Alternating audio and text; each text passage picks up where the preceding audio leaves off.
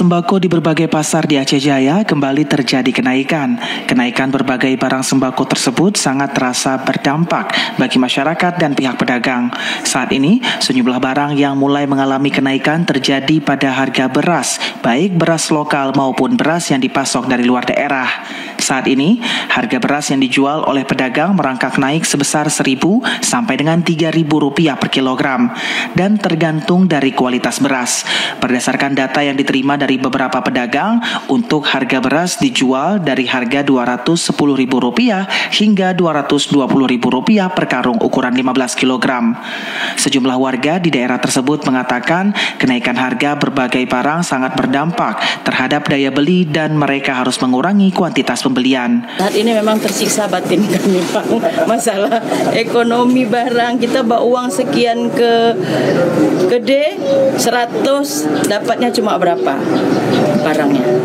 Nah, itu harapan kami, semoga Bapak Presiden yang ke depan, yang hari ini nanti diangkat, kalau bisa semua diturunkan, gaji dinaikin, barang orang kampung, masyarakat yang jual-jual sayur ya maunya kalau itu bisa diiniin. Nah, itu harapan kami dari Aceh Jaya. Hal yang sama juga berlaku untuk harga cabai seperti cabai merah keriting yang sebelumnya dijual Rp45.000 saat ini menjadi Rp70.000 per kilogram. Cabai rawit dari Rp45.000 menjadi Rp65.000. Ya, agak menjerit sedikit. Nah, cuma istilahnya, cuman memang dah kayak gitu harganya, ya mau tidak mau beli juga.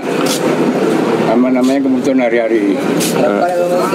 Kalau saya ini yang terasa kali apa nih, Pak? Seperti beras, macam minyak makan juga, kalau bisa gula juga. Itu yang bahan pokok lah hari-hari kan. Oke.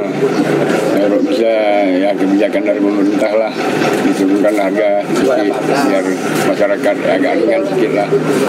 Selain itu, harga sejumlah bahan pokok lainnya juga mengalami kenaikan seperti telur yang sebelumnya dijual Rp45.000 per papan, saat ini menjadi Rp48.000 dan minyak goreng curah sebelumnya Rp16.000, saat ini dijual Rp17.000 per kilogram.